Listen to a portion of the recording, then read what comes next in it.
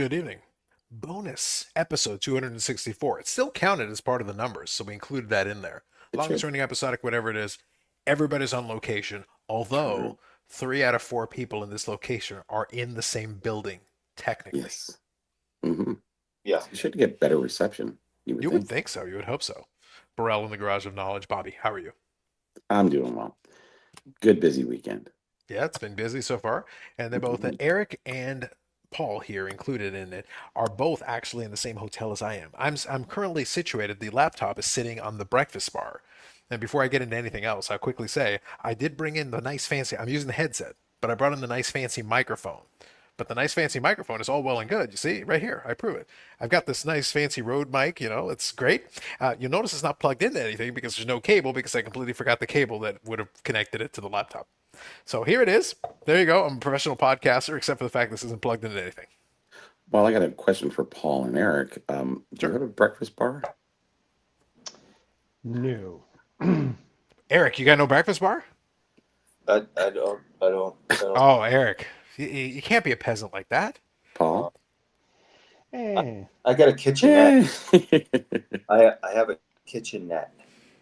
So, Bobby, what are you trying to say? You're trying to say I have bougied Eric? Is what I you're trying to have say? no idea. I'm just stating a Does it help that fact there's a now. living room back there? There's a living room back there, and it just back there. There's a room and there's a suite. Yeah. Mm. Listen, Behind me is a sick wife. That's all I got. listen. These are the perks of the influencer life, Bobby. I don't know what I to think tell it you. is. I I don't know think. what to say. Yeah, I heard some announcements today when somebody was interviewing someone on stage. They called them superstar someone. It's Oh no, interesting. I'm gonna get into that. I'm, Oh, I'm not okay, laying sorry, off sorry. that. This All is right. too good. I We're didn't getting know if you there. caught it, but I was No, there and I was we're going, getting there. We'll get who there. is We'll it? get there. Who is it? All right, let me read a couple of comments. By the way, I know that obviously during Expo Eve, so I always do the Expo live. I like to do it. It's a lot of fun. But one of the things, obviously, look, I know that a lot of folks are tuning into the Gong Show live because number one, they're opening a ton of Oh, boxes, rip and number party. two, they're giving away a ton of stuff. Oh, Like, yeah. and listen, Eric, I will never begrudge anyone getting free stuff. Oh, I like free stuff. I cannot Gibbies. be. They I got cannot gibbies begrudge. going on. I can't begrudge them. I understand. I get it. Totally, I'm with you. I get it. I'm missing the gibbies. Yep. Name here says the live we've all been waiting for. Thank you, Name. Appreciate you. Lonely Basement. Good evening, Keith. Good evening. Philly Joe. Good evening to you. Did Eric bring the tickle trunk? Eric does not live outside of the tickle trunk. Yep. Did you all fall back with the time change? Where have you been? Well, we've been right now. First, we're at the Toronto Expo Fall Edition. It's Of not even course. called Toronto Expo. It's called the Sports Card Expo now. They still put Toronto in there. They still throw No, it. it's no longer in there. It is on the website, Bobby. Still got Really? Toronto in there. Yeah, very much so. It doesn't Regardless, say it on the badge. regardless, we're on the expo show, and then even though we're in the same hotel and everything, it did end at 8 p.m. today, and Some some of us insisted on staying right up until the very end. I won't say who. I'm not pointing at anyone. were they kicking him out? They had to at that point. I So know. just to put it in perspective, and Eric, don't deny that. Deny the truth if you will, but we were already back. So I was with Baubles and Ball Cards, and we went back actually a little bit early to allow us to be able to go have dinner with a reasonable time. But someone had to be fashionably late because he was waiting until the show ended before they finally booted him out so he could finally show up for dinner. Hmm. Indeed. Amazing. Indeed. So it is what it is. What are you going to do? Evening, gents. Come on, Paul. Pick up the body count and put Eric 6 feet under. There you go. Yes. That's No real nice. promises. Yeah. Double V cards here. I got a chance to chat with this gentleman a couple times, so thank you. Thank you for joining in. I appreciate you. Brandon's still in the same hotel as you, Drew, right? Yeah. So where is he? No breakfast bar? I have no idea. Hmm. He's got. Here's the thing. He's got the link, but at the same time, I gave everybody the option just so we were all covered. Sure, And of course. Bobby was obviously back at the homestead, so we reached out. Though I wanted to give everybody enough time. We were literally just finishing. We finished. We paid all the bills. Eric was about to keel over. It was wild. It was crazy. We learned a few more things about Eric that we will definitely not use at a future date. We will. And what Use did it. you eat, Eric? I had a hamburger. Oh, Carlos. So this time I went with they had a grilled chicken burger. Nice. Yeah, I went with that A one. healthy choice. Thanks. Solid choice. Yeah. Paul C., what did you have? I wound up having a gluten-free penne. Wow. Yes. Great. Yeah. We had a mix. We actually had a mix of different things at the table, so it worked out. Laura here says, "Good evening, gentlemen. I hope all is well this evening. Thank you. Appreciate that." BIC side, greater than Gong Show. There's a hotel room of knowledge here that is free. I know. It is. Yeah. I'm saying. There's an element about it. I don't know what it is. Wild, scandalous. Good Mm. evening, Stuke. Yeah, that looks like the same hotel you stayed in last time. It is. Mhm. It is. It works out pretty well. I think everybody stayed there. So. Well, I think more than anything else, to be honest, and this is Aaron part was of there. this is part of the thought process behind it. Is yes, it is convenient, but at the same time, also, this hotel has a kitchenette. So, and I actually did bring some groceries. So tomorrow I'll actually be making myself a lunch because I've got the stuff right here, and I've actually got the whole setup and everything. So it's like, dude, why not? I'll bring some stuff myself, and it's completely fine. Yeah. Well, the price of the food wasn't too bad there this time. It wasn't bad. No, it was fine. And the other thing is, we were talking about it at dinner. The thing is, the food in the hotel is decent for what it is, It and it is, gets yeah. the job done. And like, we can go to a bunch of other spots. What's funny is a couple of the other folks, Bobby, that were going to join us, ended up going to Chop, Oh, the darn. infamous Chop. Yeah. Yes. Yeah. Good times, bad times, times in between. Yep. Haman Gunnies. Making you're posing there, Eric. You got it all I'm figured out. chopping. Oh, he's Yeah. chopped. Yes. Good evening, Dylan. Yep. Please don't cook salmon in the kitchenette. Eric, don't cook salmon in the No, kitchenette. You no. heard Bob. You can't. No. And he doesn't like No, salmon anyways. I would never cook salmon on the kitchenette. I would microwave it Oh. Oh. Look at to you. make the entire floor melted. Mm-hmm. Aha. There's a- Indeed. Melted. Eric, That was a good There's one. a special place in hell for people like So I've you. got a couple. We're gonna share a couple of stories. It won't be our full length regular live stream, but we're definitely gonna share some stories. I've got a few, and everybody else I think can chime in and share a few. So we'll definitely have some fun with that. Global Sports says, "Good day, lads. Been a short while. Hope all is well. Absolutely. Hope all is well with you. I did also meet one of your fellow Aussies who sets up at the show. Actually, good guy. We had a nice little chat. So if Brandon was around, he could bobbles. He'd be able to tell us a little bit about it. It was funny because he got a bit of a sense. This is the first time at the expo, first time in Canada, got a lot of the first experiences, but a lot of that is also that he got a chance to check out some of the stuff that's going on with the different booths and all that is everything, and all the hockey and all that is part of it. But then the other part of it is that's kind of funny is that obviously some people have recognized him from it, from the podcast. Some people recognize the different people from it, and then I got a chance to chat with a few folks, and it was really nice to be able to sit down and chat. And I'll actually share a story about a couple of things. It's funny because technically, I haven't really on the show floor in a conventional sense. I haven't actually bought a single card, and yet I have a box of cards But you and have items right here. acquisitions, yes. I have acquisitions, yes. So I have not personally purchased a single item and put money across the table, but I'll explain the qualifier on that. But nonetheless, it's like, no, I've still got some stuff. So nonetheless, Yeah, I spent a fair bit of money. I think Eric spent a fair bit of money. I think Paul C. spent a decent amount of money. A little. a little. There you go. I saw you at the table. I know. Yeah, yeah. John here says, "Hey guys, it's been a shiltastic week of hobby content." Oh, we'll get to that. So guys, real quick, agenda wise, it's not going to be a super long episode. I want to spend a couple of minutes talking about the expo. I want to make sure we at least touch on that. Obviously, it is Expo week. It's the appropriate thing to do. But then, yeah, we'll touch on that as well because one of the items I have is thematically appropriate.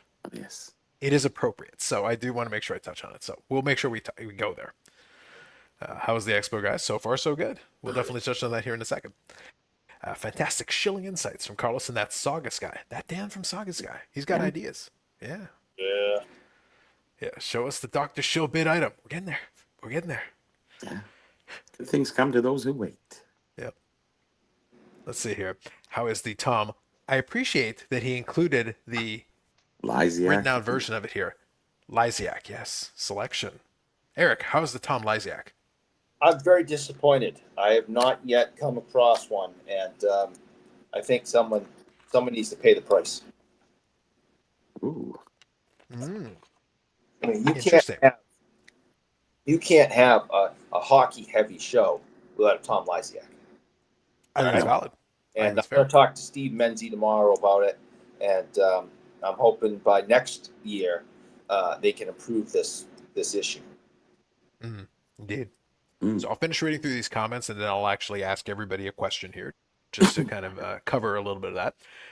Carlos goes to his table asking for a card in exchange for security. Maybe. Maybe. More or less crowded than last year. So I'll give you my perception and now everybody can chime in. Mm-hmm. The Thursday is actually much busier than a lot of the Thursdays that I've seen previously. I think a few people are starting to get the memo. Mm-hmm. Thursday generally is the most chill day. It's got a little bit, it's got the most space. You've got the Chill room to do day, it. nice. Yes. It's been busier than the last couple of Thursdays for sure. We're definitely noticing an uptick. This Friday was pretty strong relative to some other Fridays because usually Friday is the long day. It's the day that starts at 11 and ends at 8 p.m. So it tends to build, but in the past when Friday was the first day, Mm-hmm. like most people weren't around like, lunchtime on Friday. It would Mm-hmm. build and then slowly get to and then Saturday and Sunday is where it gets busy.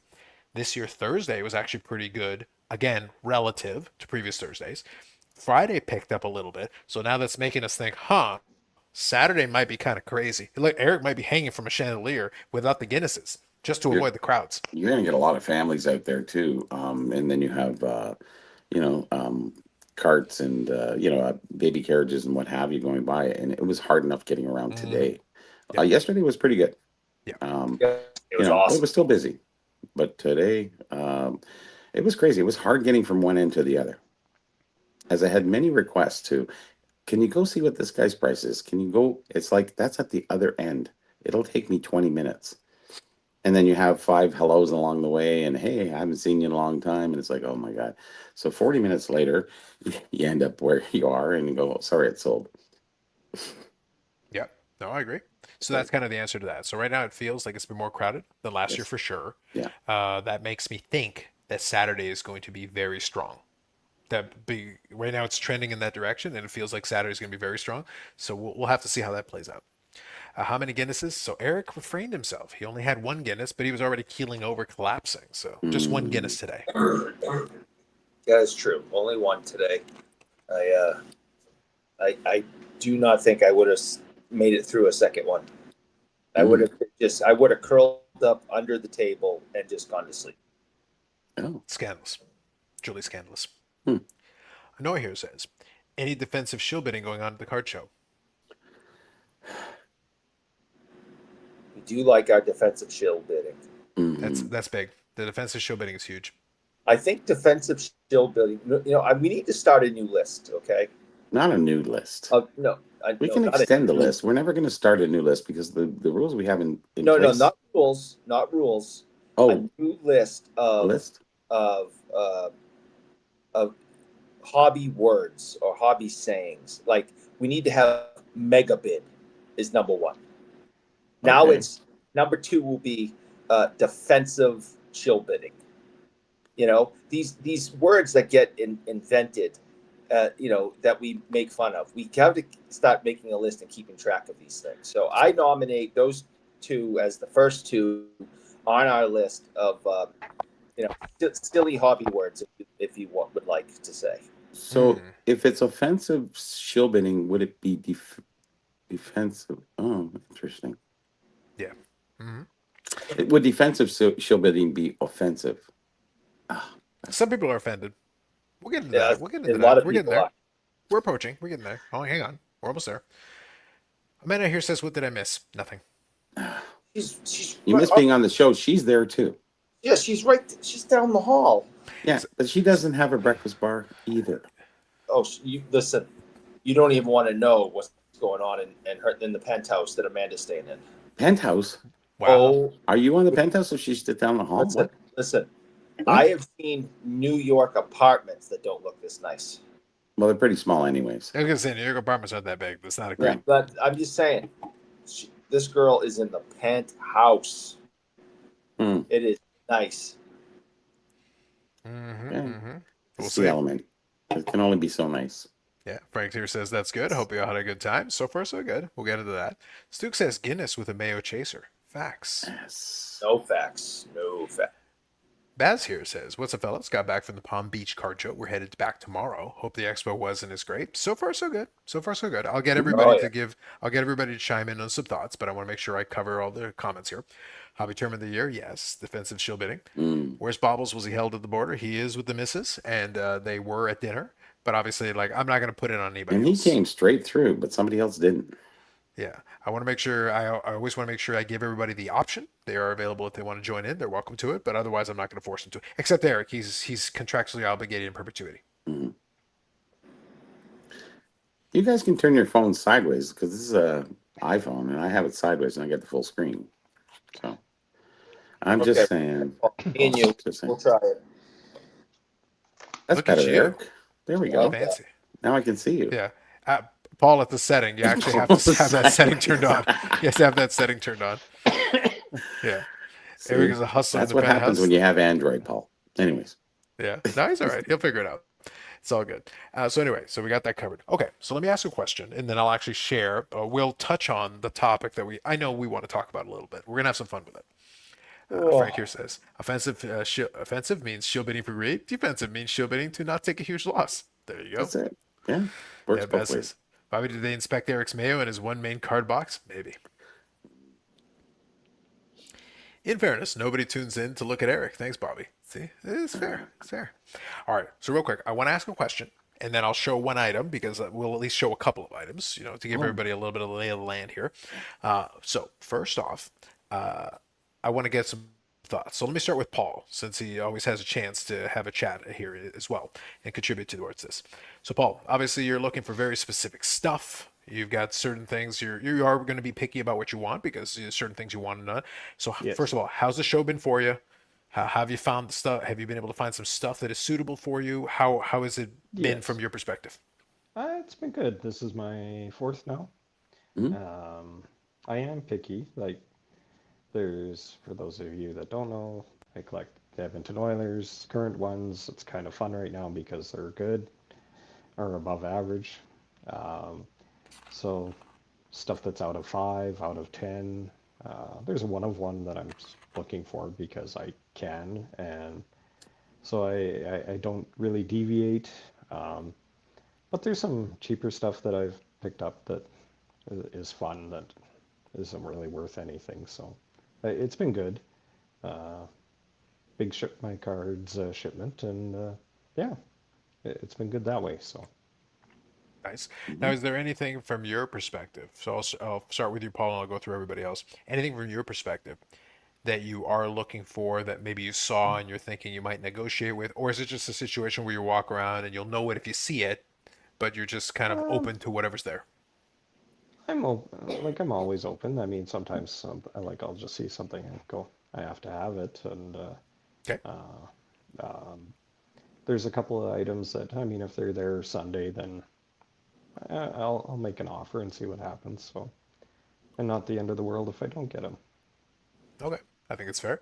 So I'll do Bobby last here, and then I'll get into a couple of things right after that. But so Eric, Mhm. yeah. since we want to make sure you're in a bit of a time crunch, so I want impressions. Have you seen things? Obviously, you've found some things, but have you been surprised with what you're looking at for? Have you found more things than you thought? The appropriate amount of things that you thought, or a little bit less than you thought? How is it ranking for you? Um, as always, I'm just flabbergasted at how much vintage hockey there is and Mhm. the condition that it is in. That's why I absolutely love coming here. Just about every table has cards that are 40, 50, 60, 70, 80 years old, and they look like they came out of the factory yesterday. Mhm. You got to pay for that, right? Because there's also the guys that have the shoe boxes, the ones that are all beat up, like they almost like the way they should be. Because I've said this a million times, I guess, but they didn't collect cards back then. Cards were a way to get kids interested in buying more bubble gum. They didn't have plastic holders. They didn't have 9 pocket pages. They didn't have slabs, mag holders, penny sleeves.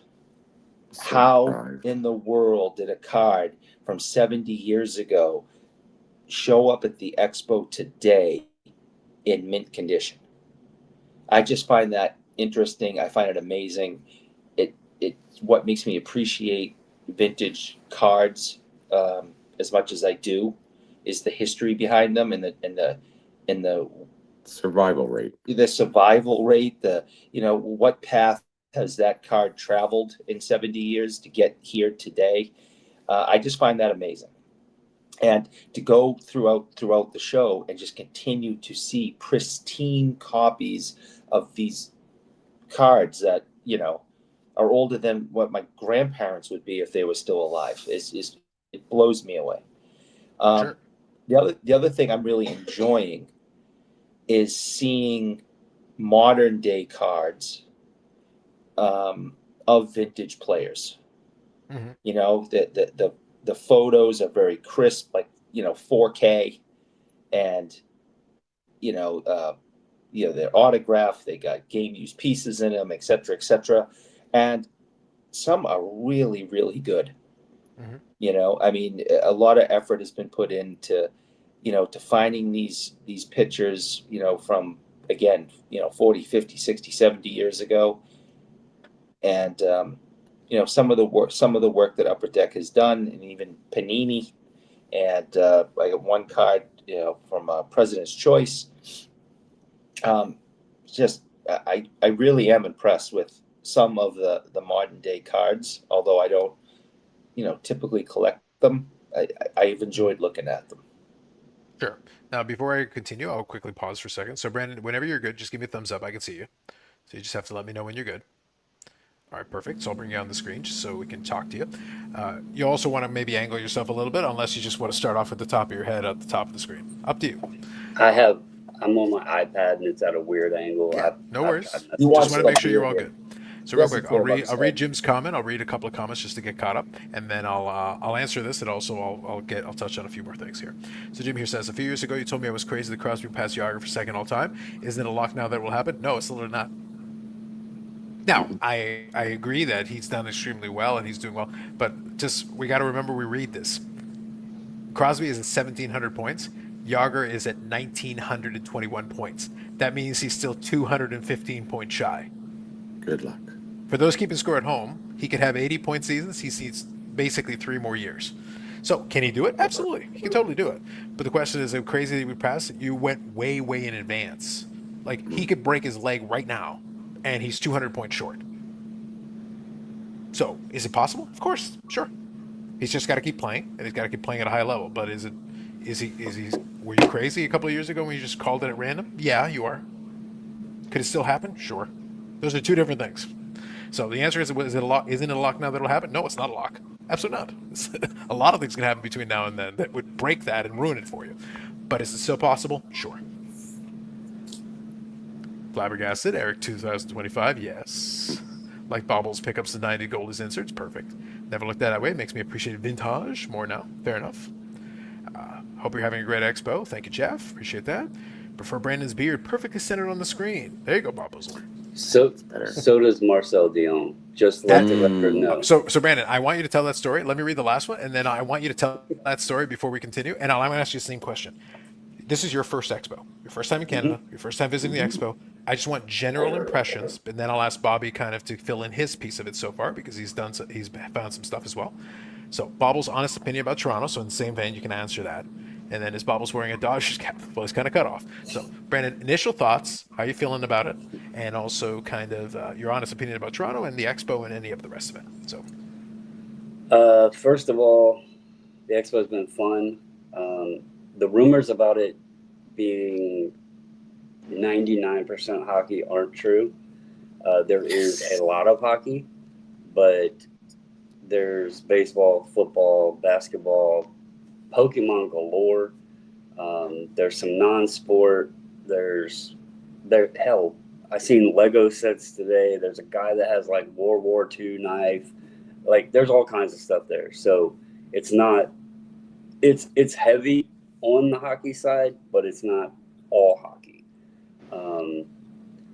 Pricing has been a little challenging, getting used to the conversion, and obviously dealers, it's the same up here as it is back home.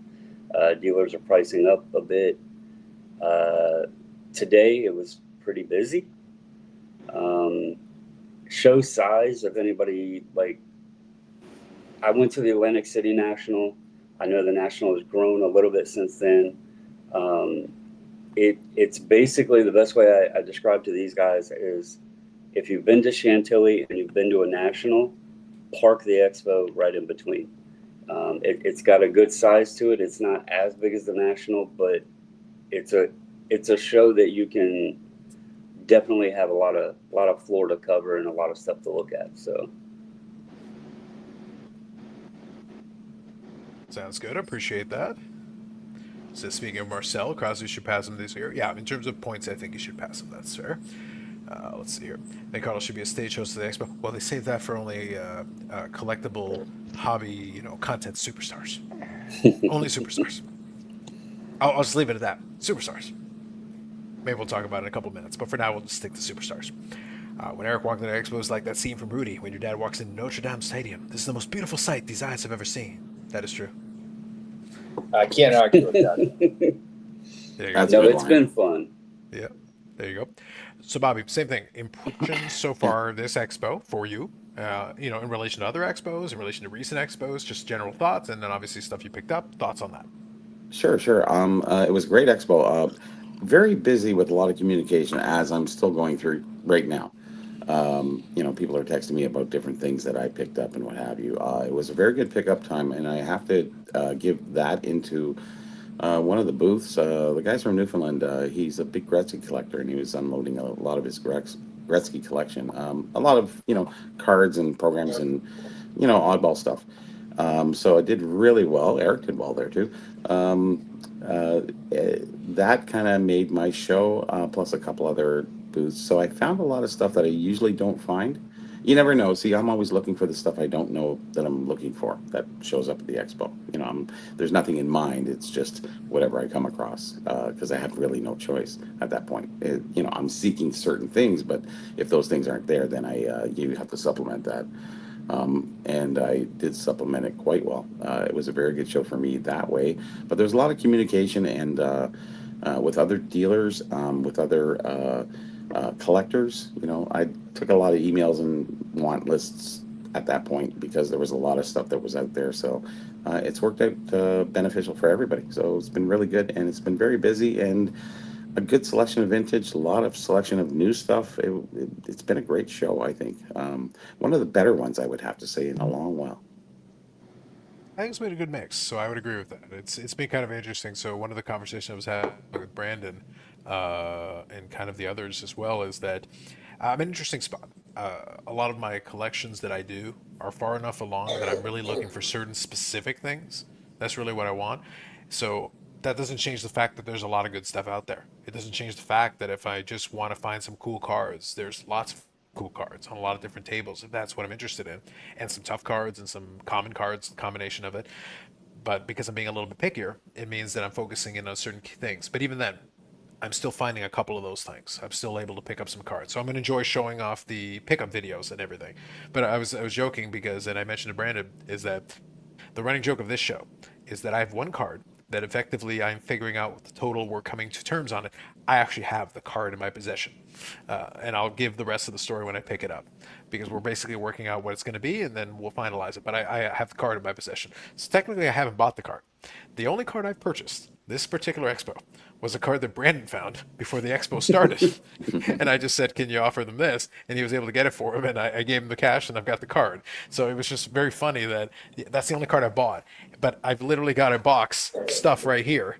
And this stuff, I have not purchased any of these things. They're either ship my card stuff that I picked up, and I haven't even got Eric, and I didn't even get you to mule over. I still need a box from you. So Eric, actually, could you stop getting off your lazy ass? Go bring me my box. Let's go. Please. Yeah, just grab my box and just cart it over. Since, but that's the thing. A lot of these all these cards are basically pickups from the different thing, and some of these cards were cards that were gifted to me, which was really nice, and they were included. And one of the cards, actually, I'll share the rest of the story later on. We'll do it on the podcast. But one of these cards is from Luminary Spicy Eye, who wasn't here, but was here in spirit because the card was sent over by an emissary who got me the card right at the end of the show. Brandon was there. I got the card directly from an Upper Deck representative right at the end of the show before we headed out. I'll share the rest of the story on the podcast. We'll share the rest of that. But that's an example of something that happened that, no, technically I've got these cards, but yeah, with the exception, some of these were just waiting for me to be picked up. but I will share the one card. This is the card that Brandon found on the floor, and he did purchase it for me, and then I picked it up from him. So this right here is a President's Choice. Okay, yeah. Yeah, so you got a little stick piece there with the Medano. So Mhm. nice game used stick piece, very nice, and always happy to add stuff like that to the collection. All So like, President's Choice stuff is game used. yeah, Yeah. they do a good job with it, and I've got that there. But here's the thing: I've got some wrestling cards in this box. I've got some Brett Favre, some not Swafella cards. I've got a couple of baseball cards in here. I've got all kinds of stuff. So it's a mix of different things that I Don't say collect. Otani. We're kind of still upset We about we that. don't have the Otani. I can't help you there. Thank But you. but other categories I've got here. I've got them sitting in this box here available. But before I continue, I would be remiss if I did not talk about my favorite pickup. And my favorite pickup was also a gift. And it was a gift because we talked about it a couple of comments. I The mentioned gift it that tonight. keeps on giving, or will. The last video on this channel was myself talking with Dan's Vintage Baseball. Dan's Vintage Baseball. And obviously we were discussing matters of defensive shill bidding, matters of regular shill bidding, matters of all manners. And one of the friends of the channel, my Canadian Cards, was talking with me. We were chatting about it. And in the course of chatting about it, he got a chance to watch the video. And when he talked about the video, he messaged me. He goes, Carlos, I got something for you. Come by the booth. So I did. I came by the booth, had a good chat with Mike as always, great guy, and he shared with me something that was thematically appropriate, and I'll share it with you now. So this is the first copy of the Beckett Hockey Magazine, with a lovely autograph on there. 1991, is it not? I believe this is October 1990, 1990. Yes. autographed by Dr. Jimbo himself. Right there, hashtag Grail. Hashtag Grail. Couldn't be more thematically appropriate if we tried. Whew. It's pretty good right there. Just Are you saying. grading that though? I kind of have to. I don't know. I must. Jim here says, I'm hoping for these older hockey stars to explode some of the other sports. Yeah. Did Yamamoto pitch tonight at Expo? He might have. Who knows? I heard on another channel that Expo is quite a bit of its American contenders and collectors. It's possible. I would say that's certainly possible. Jim here says, nice. Yeah. The Shill Mag, maybe, allegedly. Jeff says, Carlos, did you get that? Did you get Medano? Couldn't remember what day he was saying. So it's Sunday. Sunday is when Medano will be doing an autograph signing here. And I'm going to work out the details. I do have the jerseys with me. So I don't know. I might, just to be on the safe side, Brandon, I might just basically camp Eric outside of the autograph line, basically on Saturday night. I'll just leave him there as long as it takes so that he's there on time. Paul, I feel like that's the right thing to do, to make sure. Sorry, my mic just died. It's okay. We can hear you. Well, I'm surprised Eric isn't camped out at the expo. Well, he might have to go. Eric, I might need to send you now. I need you to bring the box of stuff first. And then after you're done doing that, I need you to basically, all right, Eric, you've had a rest. This is enough. I need you to go back to the expo. I'll give you the jerseys. Just stand out there until Medano shows up. No. I don't know. That's what he says now. Paul, he talks big, but I'm one uncooked tomato away from making him do whatever it is I want. I'm not afraid of tomatoes. I just don't like to eat them. What if the I'm tomatoes afraid. are coated? What if the tomatoes are coated in mayo? That I'm afraid of. Just saying. Throwing it out there. That is my favorite TV lawyer besides Matlock and the hot babe from the practice. There you go, Babuzzle. It's not shill bidding if you're doing it for a friend. I know. Yeah, right. Yep. If banana cars blow up one day, Carl's sitting on a small fortune? Probably. Probably. Yeah. He sounds louder with a dead mic. Yeah. I was telling Paul that it's one of those things. He'll have to figure it out. He'll just have to tweak up the volume a little bit. So we'll work on that. Speaking of Medano cards blowing up, did you let everyone know that one of my first things found at the expo was the Medano shield? Yes. It is Yes, true. the bounty shield. The bounty shield, yes. So it is true. Brandon in his so actually let's quickly talk about the story though. Our friends, I'm not going to put the scrolling ticker tonight because it would be just kind of random. It would feel weird throwing it in there. But our friends at AMG are truly our friends. They are very nice to us. They've done us very well. And amongst the things they've been nice enough to do, and they were able to offer Brandon and several of us on this screen, they gave us the little wristbands, passes to help us out with everything. But as part of that, it also meant that Brandon got to partake not only in the expo experience, he got to partake in the expo experience from the dealer side, which is to say he can come in early. He was able to go around and make the rounds on the first day before everybody else and take a look around, find a lot of interesting things.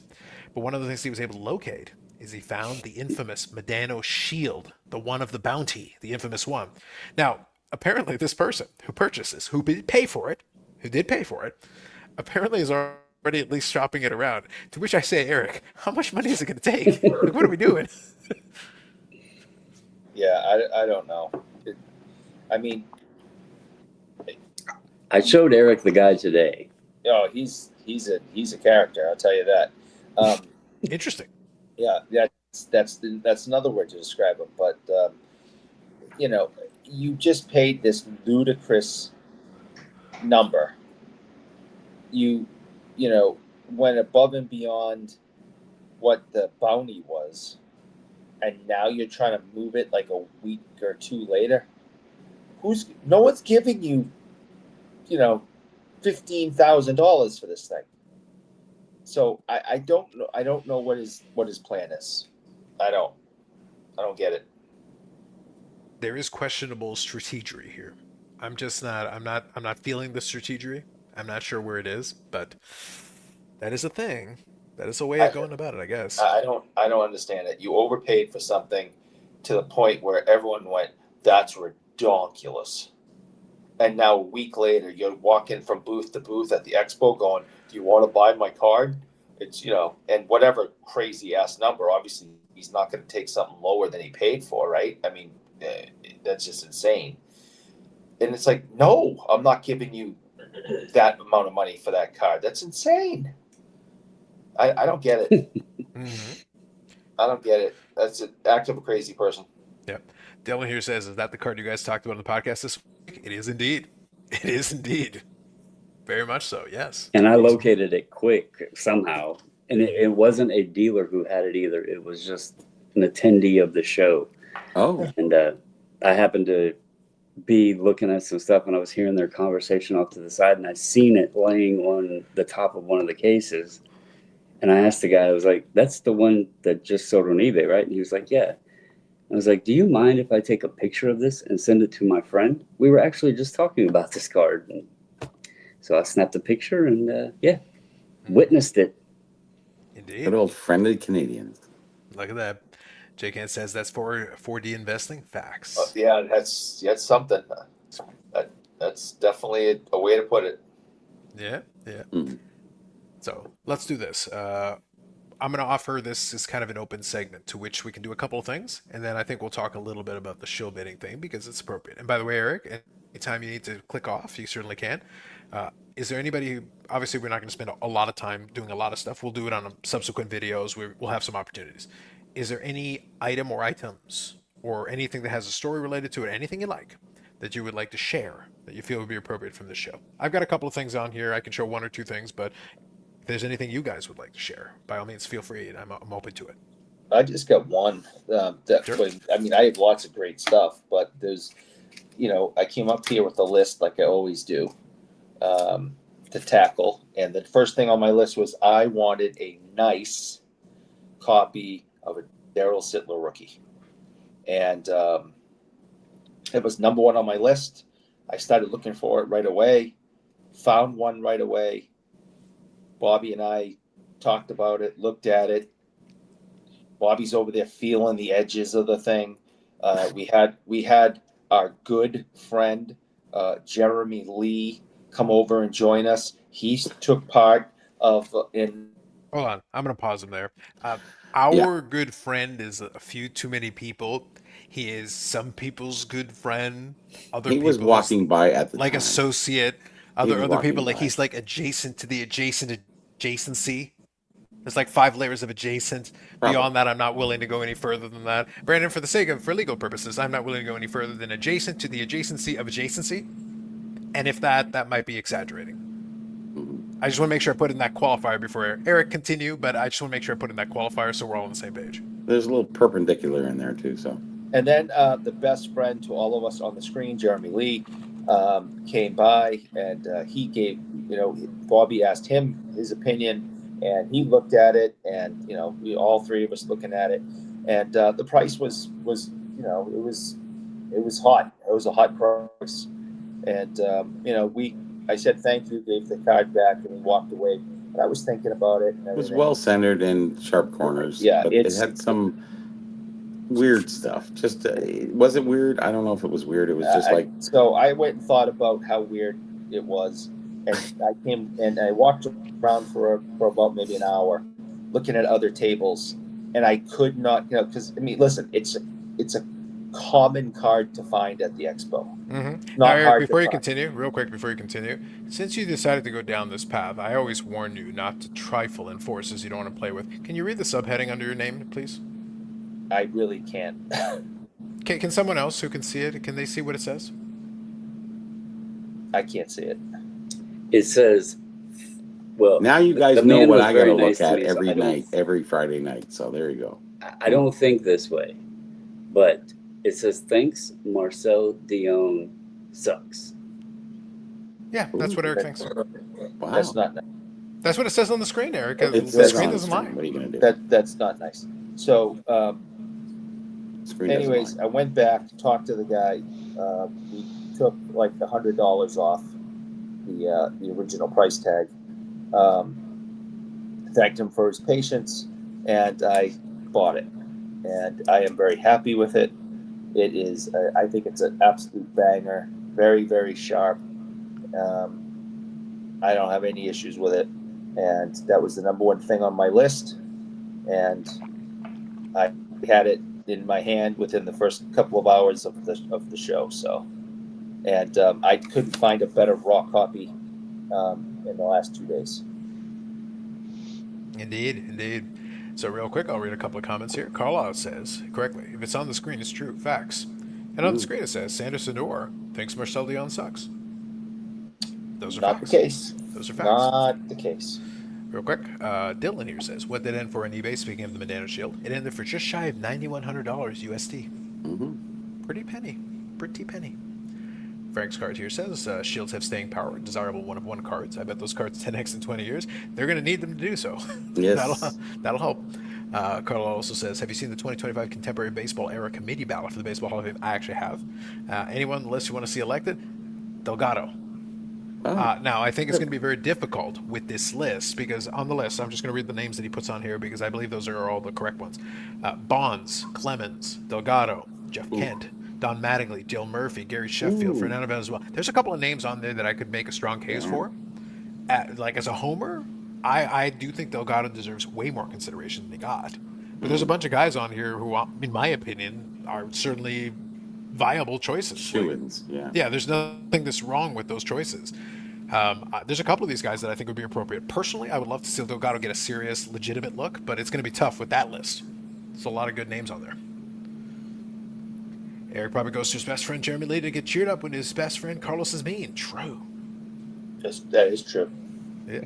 Nice card, Eric. He's nice. Congrats, Baz says. Yeah, looks like solid 8. Nice pickup, Eric. 10 points in one game. Never be broken. It's probably true. Against the Bruins. Appropriate. But so that's what Eric has got. Does anybody else want to share anything they feel it's appropriate? I'll go ahead and confess my story. Confess your sins. Yeah, I'll confess. So today is the second day of the expo, and lo and behold, I have not purchased a Jason Robertson. Shocker. Eric tells his story, said he gets the dealer to knock $100 off. So I actually found a Jason Robertson Cup RPA out of 24. Priced very good. The gentleman said he would go $50 less. And I'm like, okay, I'll think about it. Went back a couple times and looked at it. Went back another time and said, could you do 400 on it? And he's like, no, I'm stuck at 450. And I was like, all right, I'm going to think about it some more. And text my wife, who tells me I'm stupid for not just buying it. So I eventually go back to pick it up. And as I'm getting there, someone else is literally purchasing it. So, oh, no. Yeah. So that was, that's my confession. But yeah, Man. otherwise, great. He drove all that way for that to happen. Damn. Yeah, and like when you do the conversion, it gets worse because what is $50 Canadian, like 4 cents US. Pretty much, yeah. Yeah, so Yeah. I let it go So, for 4 cents. well, that's why I keep making the. So what was funny is I keep making the arguments. Now I did offer Brandon. You can testify to everybody. I did offer that when you're ready to go back to the States, I am prepared to exchange your Canadian money for American money at Eric's exchange rate. I'm prepared to do that. No problem. Mm. I'm Wow. generous like that. That's what I'll do for you. Quick side point as well is that yeah, the whole exchange rate thing is like, well, that sounds to me like you should be like, yeah, I'll just take sticker price. Be like Eric, throw a brick of money at the person and go, you figure it out. I don't care. Yeah, I did get an Ottinger Cup RPA though Yeah, yesterday. but So also let us make sure we note this properly. The Archer RPA, you said you weren't finding the Archer RPA, and I was a little like, you mean this one? yeah, and then I found two today that I didn't see yesterday. So if there's one takeaway from the show that I would say, and I've told this to dealers and stuff, I've told it to a couple of you guys. It is possibly the most unorganized dealers tables that I've ever been to, because like you'll have hockey mixed with soccer and tennis and Because we're Pokemon and predominantly hockey, that's why. And well, it's but finding even slots for then, the other things. So it's but like even then, most predominantly of the baseball in the dealers States, like correct? they just like have all the players mixed up, all the like even value boxes. A lot of times there's nothing like sorted or anything. So that's the one thing that I've noticed that you know it, I wish it was a little bit better so it would be easier to find things. But you know, nothing beats the guy in the back row though. He doesn't have cases, just everything thrown on the table. I bought cards from him. Yeah. Yeah, Yep. it's just a pile of Oh, it's cards a on the mess. table. Oh no, yeah, I've never seen anything like it. He's the only one I've ever seen set up a table like that. It's like just throw it in a pile Yeah, and let people dig through it. Dollar store, yeah. Yep. It's insane. Yep. So real quick, I'll share this one since it came up with that question. Since it was talking about that committee for the Hall of Fame and everything. So since I've got it in the box, it was thematically appropriate. I'll quickly share this. So this is one of my ship my cards pickups. I did ask them to bring some stuff over, and I took advantage of it. So here I got. So there's the Ooh. Delgado, and that is the Donruss Crusades. And that is the purple version. They don't label it in this case. They didn't label it on this package. But the Donruss Crusades, the purple, is the out of 100. Hmm. So it's actually a pretty nice. These are actually pretty tough back in the day. They were numbered of 100, yes, but actually a lot of these were very difficult to come by. So since you mentioned it, from that contemporary ballad, Delgado is a guy that I pick up some cards from here and there because obviously before the show I was talking about like, is there any Blue Jay that you would want to pick up some cards from? Delgado. I try to grab some because for my era post World Series, he was one of the best hitters they had, and it was a lot of fun. And I do have a Vladdy Jr. as well that I picked up, and that was also part of the ship my cards. And I just picked it up because obviously I wanted to have another one of these. Museum collection, they did a good job with those. They got the little sticker that tells you where the game is from and everything. So I got Delgado, I got a couple of them. I've got some different stuff in that box, and I'll go through it. I'll go through it in detail and give a little bit more information. But since the name came up as part of that list, I felt like that's appropriate. I'll show you guys that one. Hmm. So, Paul, I know you got a couple of things here and there. Is there anything that you got within arm's reach that you want to share, or do you want me to move on Sure. to Bobby here? I got this. Picked up this boxing card. Nice. Primo Carnier. Yeah, he was Uh, a champion back in the yeah, 30s. Yeah. Yeah, he was one of the heavyweight champions, I believe. Yeah. He yeah, fought the Cinderella Man and Yes. lost. Hmm. and they it's very nice. And I he do went on have to an be a affinity. professional wrestler, too. Yes. Um, Oh, sorry, I don't want to steal your thunder. Sorry. oh, oh, it's okay, Bobby. Uh, and how I found out about him is there's some old boxing movies on TV, Requiem for a Heavyweight, Hmm. Hmm. and loosely based on his story somewhat. And he's a boxer, he's a champion, then he loses the title, and his manager has some gambling debts and he winds up wrestling midgets at the end. It's a beautiful chef's kiss movie. So And he was a big man, like Andre the yes, Giant, kind of, of that time. Huge. Hmm. uh, I Absolutely. I believe they call him the Alps on the back. The Alps. Yeah, there you go. Yeah. Oh yes. Nice, nice. I like that. I like that. That's So good. But thank you, Paul. That isn't something that we would normally would have expected. A boxing card. That might be a first for us, Eric. That's a new one, and I like it. It's kind of fun throwing in a couple of wrinkles in there.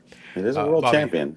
So, now Bobby, usually you find some interesting stuff in there. Is there anything that is noteworthy or worthwhile that you want to share? noteworthy. There was quite a few items that I did pick up. There was a lot of Gretzky items from this one gentleman's booth who was Sure. selling off his Gretzky collection. So, yes, I did pick up a lot of various items from that. And there was a lot of rarities in them. I don't have them here. Okay.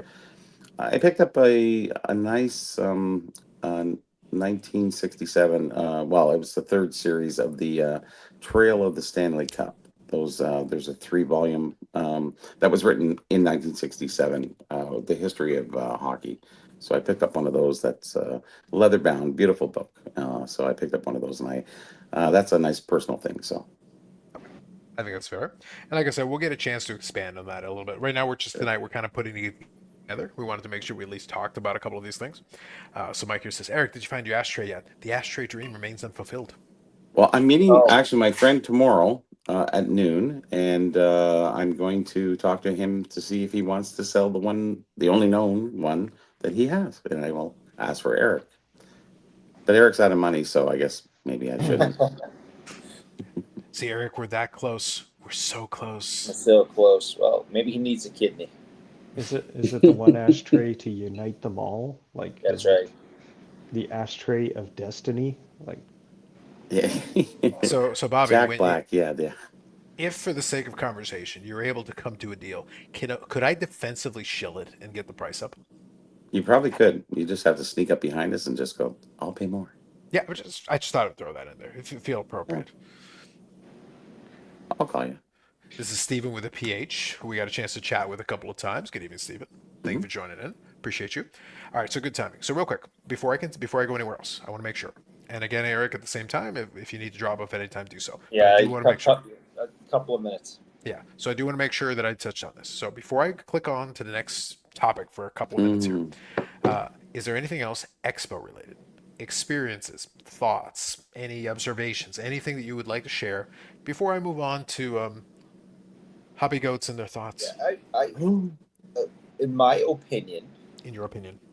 I think many of the dealers um, are overpricing things. Okay. Um, as I'll give you That's Canadian. You're American. yeah, it doesn't matter. I'm looking at. I walk by. I see the sticker prices, and You don't do math, so I clearly because I just am shocked by what people think. They should be given for some things. I mean, listen, some things are expensive, and that's fine. Either you can swim in that pond or not. But there's other things that I've been purchasing for years. I already own, and I'm looking and saying, "You want how much for that?" It's like, dude, you're never gonna get that. So I maybe they saw went that. up. I saw it at a lot of tables of cards that were really like high price, but I just was taken aback because it's like no one's giving you $200 for that. I mean, I'd give you like $50 for it. Mm-hmm. I think Right. that So just leaving room for negotiation. I think a lot of yeah, people and remember that's there's no qualifications to be dealer, so Mm-hmm. yeah, and so they'll make they'll so they start at 200 and you talk them down a little bit, but you're still overpaying. So I mean, there was things that I did see a couple of times that I really would have liked to have purchased, but I'm just like, there's no way I'm even going to have a conversation with the guy who starts at that price for this item. It's just ludicrous. So and I just kept finding tables over and over again with prices that made no sense. Yeah, you spent all your money almost in the first day, so I don't really Mm. understand what you're saying. Well, I found. Yeah. I'll give you an example of what I did, and Sure. which is search and find good deals. Because here's a pretty common card, an O-Pee-Chee Patrick Waugh rookie card. Just about every single table, and by the way, this thing is crispy. Mhm. All right, this thing is not ice. Just about every table I saw a raw Patrick Waugh card on wanted anywhere between $200 and $300 for. I paid 100 Canadian for this. So the deals are out there. There are dealers that are looking to move their items. You just have to do the work. But I can't tell you how many times since I purchased this for $100 Canadian, I've been at other tables and just seeing anywhere from 200 to 300 for that. It's like there's no way. Well, some are more experienced than others, so you have to take advantage of who you're talking with. A lot of guys who deal with raw cards, you can get a good deal. As long as you determine the grade that you're buying is equivalent to the amount you want to pay. So, I just think that some of these guys are shooting for the moon, and they're hoping that people are just excited and yes. and have FOMO and a little bit of adrenaline, and are just willing to throw cash at them because Mhm. I just think some of the prices are outrageous. Mm-hmm. Sure. Is Yeah. one question, Eric? Is that noted Boston Bruin, Patrick Waugh? Colorado Avalanche helped Ray Bork, Boston Bruin great, win the Stanley Cup. I only remember Zombie Ray Adjacent. Borg. I I only think remember that's Zombie Ray Borg. adjacency. Yeah. All right. So real quick, I'm going to read a couple of comments here in a second, but same vein. Any observations, thoughts, anything in general expo wise? Anything you want to touch on? This wasn't expo related, Sure.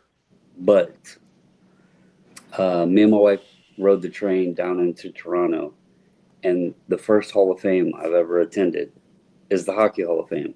So, but something I thought that was cooler than that is I can say that I was at the Hall of Fame the night that Alex Ovechkin hit 900 goals and became the first hockey player to have 900 goals. So, and the real Stanley Cup was there, not the display cup. So, I thought that was pretty cool. The real one that's in that vault? Original? So, they told us that the real one is usually there for about a week to a week and a half. That's it, yeah. Yeah, and since they're doing the inductions, they have the real one there now. Mm-hmm. And so it's not the... they called it a display one, but you could tell it's seen some action. So it had all the patina and defects and dings and all that on it. So yeah, so I thought that was cool. Nice, very good, excellent. So Stephen was saying here, Carlos, I got caught up with all the shilling. Wow, unbelievable. Yeah, we're gonna get into that here in a second. Yeah. So that's why I wanted to make sure I just wanted to make sure I let everybody have a second to have their piece. But then I wanted to get into this a little bit here. Bubbles says defensive pricing against offensive offers. I like that. I like that. I'm a fan. Mark Coyle says, "Hey guys, good evening, Mark. Some dealers have nice museums at shows. Yes. Zach here. Good evening. Is Dallas in Dallas running the same thing? Eric's talking about with high prices of vintage. Fair. I get you. Eric, need a GoFundMe for tomorrow? Maybe. Yes. Yes. He might need. Bob also says debating on whether or not to donate to a Make-A-Wish kid or Eric's third date at Expo. That's a tough choice. I'd flip a coin on it. I'd like to encourage people to send the money my way, please. Yeah. Frank here says a good judge of character is bad pricing. Fair. Yeah, Make-A-Wish, food bank donation, third day extra fun, cards it is. Listen, Eric, I've said often, and I am on the record, everyone on this screen knows this. Some people give to the less fortunate. I consistently give to the unfortunate. I am quite unfortunate. It's unfortunate that I'm here right now. I know that. The giving never ends. There is a reel on display. Yeah, there's two different Stanley Cups that roll around. Yes, there are indeed. That is true. Rick here. Good evening, Rick. Carlos, are you eligible for the YouTube Hall of Fame Veterans Ring? So I don't want to touch on I this too think much so. tonight. So, Rick, I promise I will spend a couple of minutes on the podcast episode at the beginning of the week. We will talk about this a little bit. The YouTube Sports Card Hall of Fame has taken a new wrinkle. If any of Oh, you follow Ray from Philly, he has taken over. He, along with Brad and one of the other gentlemen, Scotty Tradition, the three of them will be taking over the YouTube Sports Card Hall of Fame thing. They're adding a few new wrinkles in there to get some of the previous folks in there. I would not be eligible for their veterans version that they came up there because I think it's like 2016, 2015, 2012, or whatever it is. There's a cutoff. The OG channels from YouTube in the early days. So they're specifically doing that. But they're going to take over the YouTube Hall of Fame thing. It's still too early. No, we're in November. We're not getting there yet. A couple of months from now, we'll talk about Eric's adjacency, his plea, all of that. We'll get to all of that. But no, I would not be eligible for their veterans version of the wing. No. Buying cards on eBay right now, and I was looking forward to the show today. Yes. Make a Wish or Eric's Third Day, aren't they one and the same? Possibly true. My hotel room, yes. Is the outside hot dog guy back? I didn't see him. no, it's not. I don't think he was. I didn't see I it. don't think he's coming back. I think there's an issue between the people who serve food inside and them having a business outside too. That's taking away from the other. I think that's probably true. Although the lady with the meat stand was there. So Oh yes. Yeah, she was We're all just good. hidden in the corner in room 5, I think it was. Yeah. Yeah. I still think she's making bank. I don't think that's an issue. Yeah. I think she's doing just fine. They still find her. Well, didn't someone come and say, I found the meat lady? Yes. Oh, it was Brandon. Yes, it was. Yeah.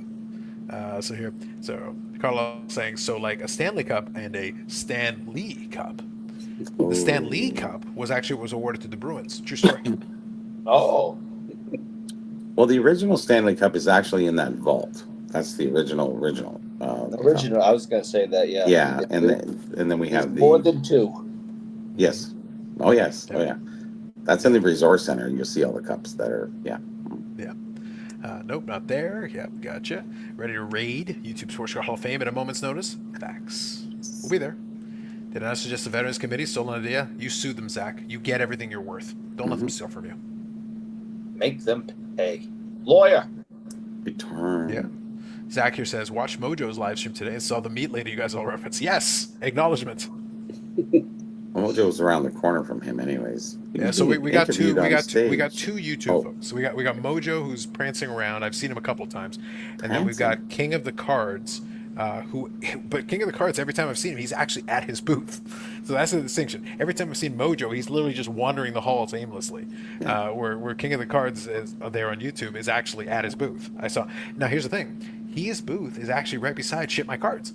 So when I went to go get my Ship My Cards thing, I literally walked right by his booth, and there were a bunch of people at it. He was there doing his thing. So I was like, okay, we'll see. Mm-hmm. Yeah. So Wikipedia says there are 3 Stanley Cups. Listen, whatever Eric does with the third Stanley Cup is his own business. Mm-hmm. I don't know what to tell you. Dylan says, using because I'm a Carlos coaster right now. Yes. Mm-hmm. So I did actually, separate from that, I did award and hand over, the appropriate BIC mugs to several individuals on this screen to give. There you go. Bobby's got his right now. That's actually black inside, black handle, white, and what is it? Make Eric pay hashtag and hashtag praise the content gods. That's right. You There got you it. Double-sided. He did not spare a dime on this. I did not. I would have given one to Amanda, Eric, if only she was here. Where is she? She's She's eating cereal, Fruit Loops at her breakfast bar. yeah. If you walk out On my the penthouse. hotel, if you walk out the door of my hotel room, take a right. She's like 7 rooms down.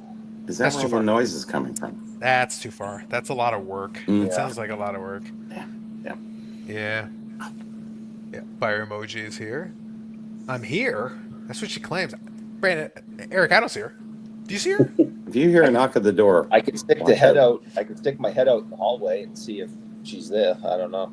Yeah, I was gonna. So give me one. Actually, hold on. I don't even have to go as far as I thought I did. So Eric, hold on.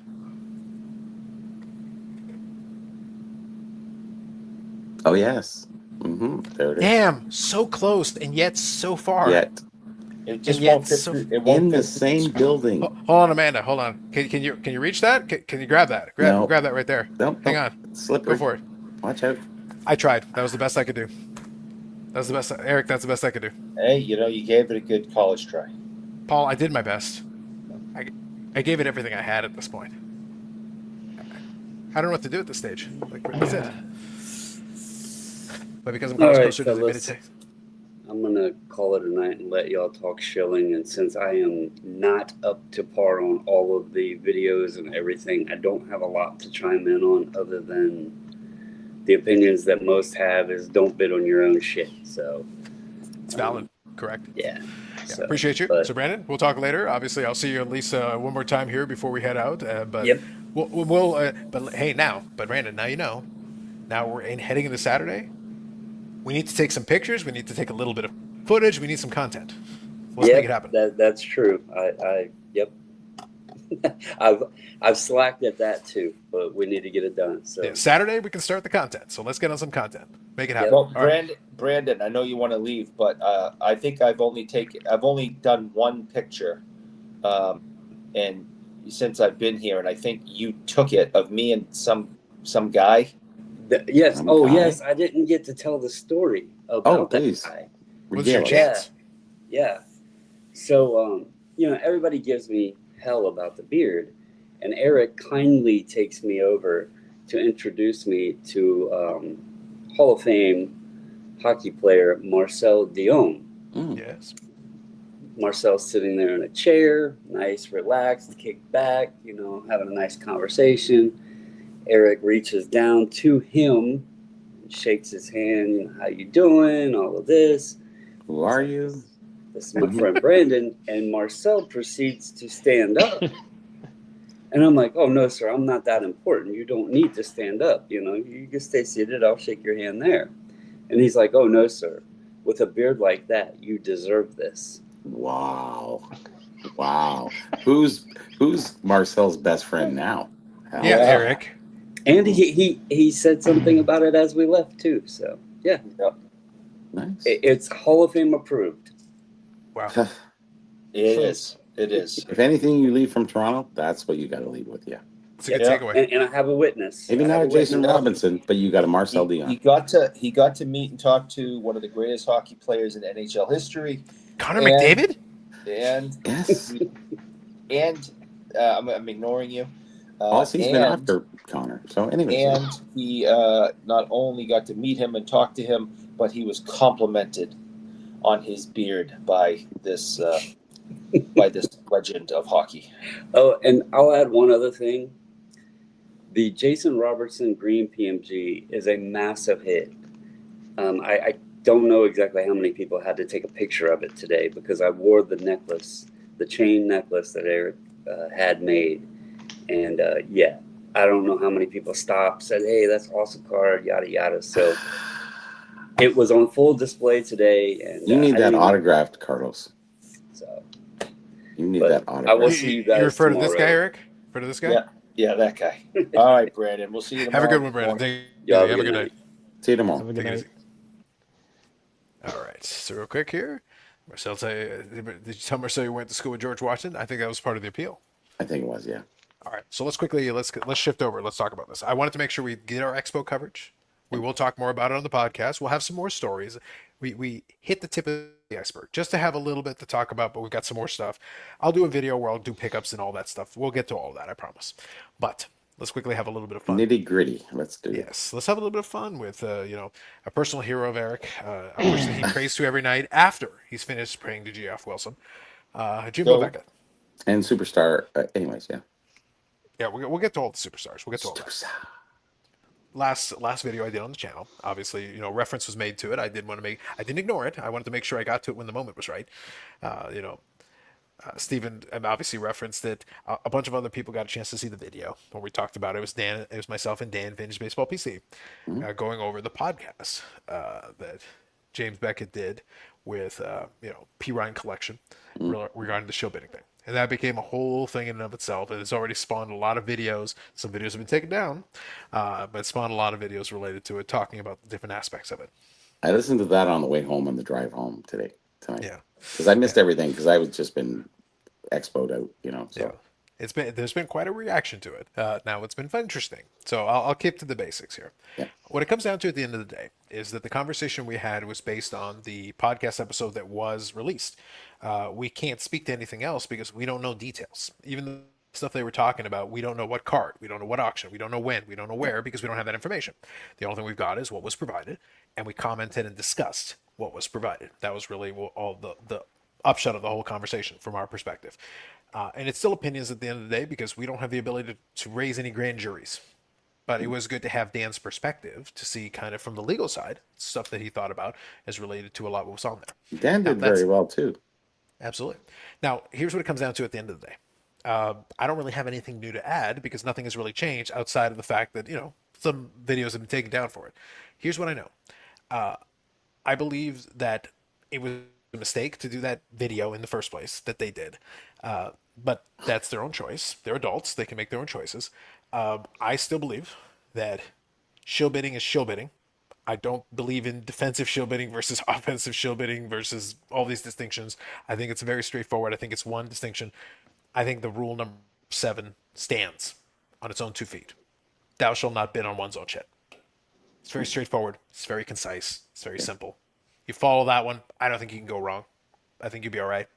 Everything else is just arguing semantics. It's arguing different definitions and coming up with all this stuff. It wasn't necessary. And that what was interesting was obviously the reaction to it, but what was also interesting is the mental gymnastics that are required for people to try to make their way going for it. There's a lot of people who run auction houses who it just makes you very uncomfortable because you've created this thing where it's like, in reality, this has always been a possibility and people have been doing it forever.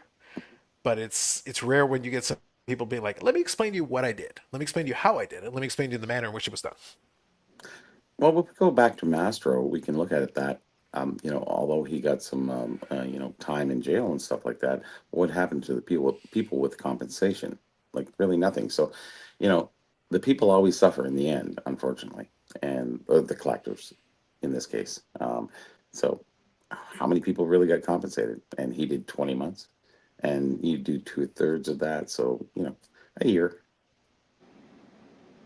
Interesting how it all works. It has And been fun, though.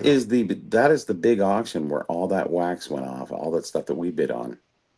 So we spent $70,000 back then on open wax packs. I wonder how much it might have been, 60 or 50. I want some money back. Sure. I think what was the big thing, though, and it was kind of played into it as well, is that the whole basic attempt to kind of downplay it and try to figure out all these semantics and things that you can play with it is that it really comes down to is this, and this is something we did touch on in that episode, is that the second that you add an additional bid that wouldn't have been there beyond next thing that was that somebody else would have bid on it, it changes the dynamics. That was one of the things I was talking about with Dan. A bidding war, like when people are watching bids, they're making strategic choices. Especially if they're bidding on a bunch of stuff, they have to make a choice. Like I can't go max out And on it's every. emotional too. Absolutely, but I don't care who you are, unless you have unlimited funds, which most of us don't. The reality is, when you go in and look at everything else, is that you don't have the ability to max bid on everything. You just can't. So you have to make choices. So the question is, if one appears to be going further or faster up than you're expecting, then maybe you'll lay off that. So it means that those additional bids, even if ultimately they're not the final winning bid, they alter your choices. It means that one bidder or two bidders who would have been there had it just been left normal to move in a normal pace would have maybe bid on it. That would have changed the number. Other people would have been in on it. Other people would have laid off. It changes the dynamic. So you've altered the path that this auction would have taken on its own had you not put your hand on it. Go ahead, Eric. It's the butterfly effect. Okay, and if you go Saw that in, movie, yes. if you go in and get involved, you have changed what would have happened if you didn't. And you can defend it all you want. You could say, It's for a friend's relative, and I just wanted to make sure that it got that they didn't lose money. And it's like you can make whatever excuses if you want. As soon as you put that bid in that shouldn't be there, it has altered everything. It has altered history. It has altered the trajectory of where that was going. And that's only after one Guinness, people. One. It is, yes. So Trajectory, it or trajection. yeah, Trajectory. yes, right, that word. That's And yeah. That's and, five. and That's 5 IPAs to the win, by the way. yeah. Nice. So it's the butterfly effect. You can't defend it because once you put it in, you have changed what would have been the outcome. Yes, correct. But So you'll never know what was changed. And I guess the big thing, and Dan said that too, that it actually changes the whole industry perspective. It's not just that one card, because the one card can affect other cards. Yeah. And that's the butterfly effect that Eric is talking about. And, we don't, you can never know the answer to the question. There's no sum at at the bottom. So, it's the Wild West in this case on this one. So, Yeah, but that was the reason why I said, like, yeah, ultimately, kind of playing into the same thing you guys are talking about. As soon as you introduce one more variable, something that wasn't there, yeah, you've changed the direction that everything could go because everybody's making a choice. If you suddenly bid on this, somebody else was interested in bidding on these 3 auctions. Now instead they bid on 2 auctions, so this thing has changed. It would have been different had you not interfered, but now you interfered, so now the whole numbering changes. So you've changed bids on multiple auctions. It's not just the one thing that you altered. People are making choices all the way along the way. Now you said, financial limitations. If you have $800 to spend, you're only Yep. going to spend so much on this one if this one goes too far. So, Correct. yep. So it changes all the numbers, it changes all the dynamics. So it is relevant, even if you're not the main winning bidder, even if ultimately it sells for more, even if all these ifs, it still changed something. If Yeah. you hadn't been there, it wouldn't have happened that way. That's the ultimate point, and that's a key piece that gets forgotten sometimes. The unfortunate part is there's no end result at the end of that. So you can never sum up what would have happened. What if, you can't, but Yeah, it you did change Yeah. something. And exactly, that's what exactly. the Yeah, whole we'll thing never was know from. the exact impact, but we know there was an impact. We know something was different because if you had just left it alone, it would have gone differently. We know this. Just how differently, we have no idea. Steven says, Carlos, I believe that Beckett did himself a wrong by having this bad person on the podcast. And in my opinion, I feel he lowered himself with saying how he did it also for a friend, which is fair. I hear what you're saying. I think it was for a friend's friend or a friend's relative. It was just, It was very, Yeah. look, my it's big like takeaway. you got Look, in and you got out. can I just tell you guys, we've already made reference to it a couple times tonight. Yeah. My favorite thing to come out of all this, my favorite thing, is defensive shilling being a thing. It's a phrase that now is a hobby meme. It's a punchline. Defensive shilling will be a joke that we will Yes. tell multiple times in different Offensive varieties shilling is offensive. that did not exist really until this very moment, and Yes. it's very special that it came to being. Mm-hmm. Zach here says didn't catch Carlos' last video on the Beckett situation. So Zach, please, I really would recommend to you. I am very proud of the work done on that one. Listen to the video. I feel there's value in it. Check it out. I think you'll get something out of it. Mm-hmm. I can't believe Dr. Beckett said he literally played back 2, 3, or 4 times. I was still in shock. I understand. Totally with you. Stuke says friends and family shieldbid is still a shieldbid. Agreed. Shieldbid is a shieldbid. Mookie Shilson, good evening. Butterfly shrimp greater than butterfly effect. Mm. Fair. Sure. Yeah. Fair. Depends how Carlos. hungry you are. Yeah. Mhm. Yeah. Carlos says, which is a greater offense? Shieldbidding or making YouTube videos saying that skipping the Nationals is reasonable. Scandalous. Ooh. Ooh. Scandalous. You're right, Eric. And Aaron Beckett also admitted to doing it in a podcast for a friend. 100% wrong. Fair. Mm. Friends don't let friends shield bid. Yes. Worst part is not wanting other idiots to win the item. That was a really bad quote. That was a good one. That was a big one there. Keith here says, breaking news: millionaires don't play by the rules. Why do you think Eric does what he My does? God, really? He's scandalous. So would you say it happens in the lower sense or the higher sense of shielding, money-wise? Oh, it happens all the time. Honestly, I think it happens at all levels. I do I think there understand, are some yeah. cards that really no one cares enough to bother with it. I really don't. Do you think it's more influential at the top or at the bottom end? Like, is Oh, there at more the top end, people it's more worthwhile. At the top end, it's money more wise? worthwhile. Money Yeah, wise, yeah. yes. At But the do you top think end, it it's simply happens more. more at the bottom end or the top end? There's just more lower end cards. I do think it's look in terms of if you're asking me what happens more often, I do think it's more often the lower end It only would be, because of there's more course, cards. by default. Yeah, Yeah, I only by understand. more cards. I do think it's more impactful at the higher end because the volume Definitely. is less, Sure and enough. therefore the dollars that we're playing with are so much bigger. And I Mhm. think that is impactful from that perspective. Evan Ryan says, at least Eric says, oopsie daisy when he shield bids. There you go. Yeah, yeah, that it makes it all better. Oh darn! My I didn't know I was my spending 10,000 on. Anyways, my grandmother told me that if I say oopsie daisy after I make a mistake, then it makes the you're mistake go forgiven. away. Yeah. So I say it a lot. Let's just say that. Indeed.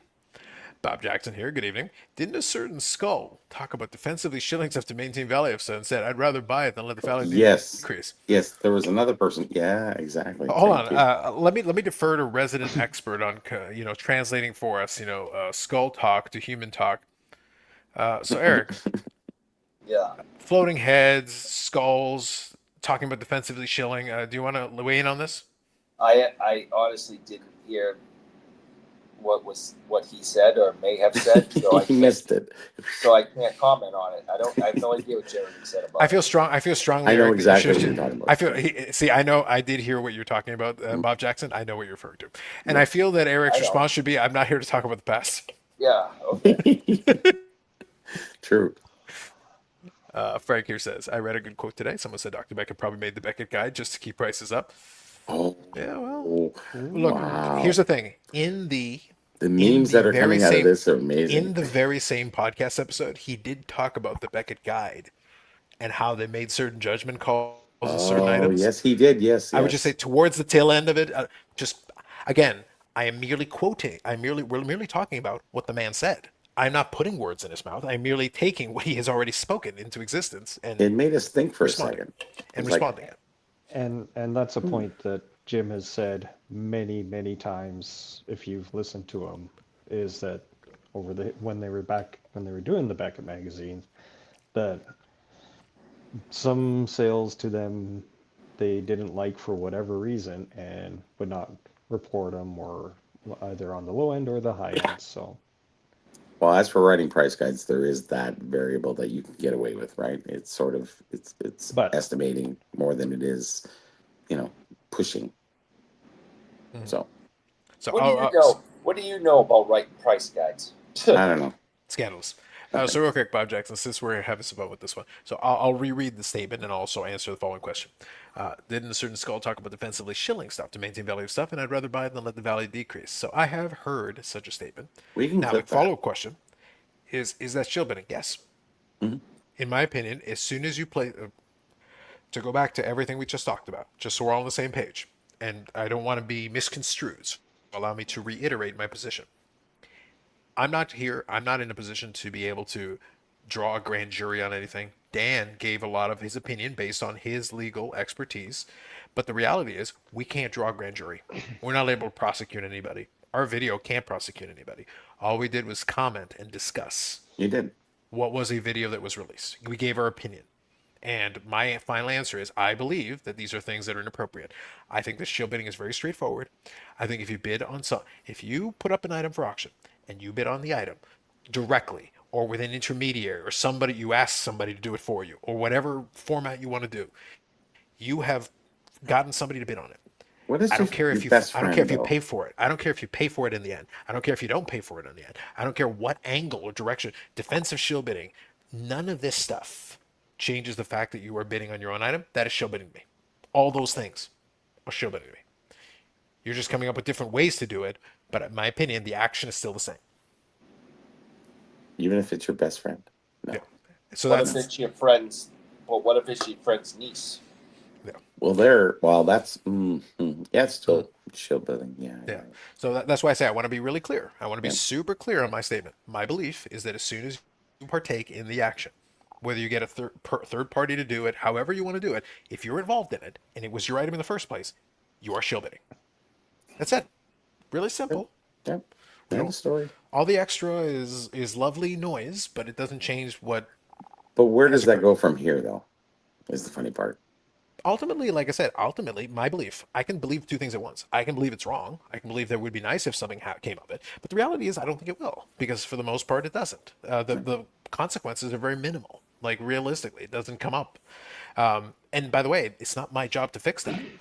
But we can still bring it to light. We can discuss it, and we can say, hey, it would be nice if people learned a lesson based on this. And hey, don't put these people on a pedestal for no reason, and understand that people are fallible and they'll make mistakes. This was a mistake, and the podcast itself was a mistake. It should never seen the light of day. Like, if I'm advising these people, I'm not telling them to do this podcast. But we go back to Mastro in 2004. What have we learned since that time, 20 years later? Obviously nothing. Yep. Yeah. Carl here says, I often try to bid under the current bid. It hasn't been a very effective strategy, though. Scandalous. Patrick tried to blame it on the auction house for not notifying it was the item. Yes. I got That's knocked it. down at the SUV, and driver blamed the SUV for not beeping, notifying her I was there. That's it. It's a problem. Mark here says, there have been times I've said or done something that I wish I could go back in time and change it. I wonder if anybody's learned from this. I don't know. Like, I really don't. I have no idea. You think Dr. Beck could manipulate the market with Beckett pricing? Well, technically, yeah. Yeah. I agree. Crazy talk. Scandalous. I don't Oh. even know what we're talking about. Jeez. Yeah. Yeah. Dylan says, nailed it. I agree. So what videos got taken down? So if you were following, so Neo Cards and Comics had a video talking about the shill bidding thing. That has vanished. Dustin, Sports Card Dad, has had one. Vanished. That's gone. It has disappeared. So right now, those are the main ones that I know about. I think some social media posts have been dropped as well related to it. That is what it is. I have some idea out of it, but yeah, that's how it goes. But yeah, that's what we are familiar with so far. We'll see what happens. Right now, my take is that I'm going to operate business as usual. I will respond and react if anything happens related to that, but we'll see. We'll see how it goes. Right now, I have no reason to change anything I'm doing. Maestro came out of prison, got a high-paying job at PSA. Psh, legitimacy. Psh. Come on, Victor. What are we doing? Good evening, Victor. Did YouTube take them down? No, they got pulled by the people who published them because they got some static and some noise in the background. That's all I'll say. Also, it wasn't Eric, although I feel it could have been. Eric's connections with Beckett make me suspect him first, but allegedly, it wasn't Eric, although it could have been. That is the answer to your question. I know more, but it's not my place to say. But hopefully that gives you a bit of a hint. Hopefully that helps. But like I said, at the end of the day, everybody, by the way, everybody who does YouTube videos has to make up their own mind. Is it worth the headache of dealing with the static and noise that you get from certain videos? So I'm never going to blame anybody for making the choice that it's not worth their headache to deal with. Right now, up until this point, I can say to you that I have not had any issue. I'm comfortable with the coverage that we gave. I'm comfortable with the video we produced. But at the end of the day, like, we'll see. All I can tell you is that you've had the opportunity to educate yourselves, listen to the information that's been given, learn from it. We'll see from there. I don't know. Here we'll go. Let's see. Master got some great connections in prison, aka summer camp for the rich and famous. Yeah. Well, Master was out there not long after, a couple of years back. He was there doing an interview with Probstein, so Probstein had him out there. We got Skullcrackers 187. This is a new one. I haven't seen you before. Potential lawsuit. Not that I'm aware of. I think oftentimes threats are enough. Like, that's really what it comes down to. It would be nice if in this space you could say your opinion without having to worry about all those things, but we live in the real world. Like, Eric wants to sue everybody if they don't make his chocolate stick right. That is correct. We're in a very litigious society. It's bad. That is correct. It's bad. I mean, litigation is really America's favorite pastime. Let's face it. Basically, yeah. Pretty much. So you have to understand that it's part of the game. It's part of the deal. Yeah. Frank Cart says this story with the spirit world, corruption absolutely corrupts. What's funny, and like, I'll reiterate this. I said it kind of offline. We were joking about it previously, but I'll tell you again the truth. When it came to this whole thing, if after P. Ryan Collection got his initial backlash for the Instagram posts that he put and everything that was going on there, what happened though, well, what's funny is that as soon as he made that post, for all the static he got, if he had just said nothing, and just let it be and be like, oh, I shouldn't have done that. Just, okay, and just let it go. By now, right now, as we're talking, Geoff Wilson would have said something. Like there would have been something. I guarantee you, there would have been something else, and the world would have moved on to that thing, whatever it was. Guaranteed. Jeff's the goat.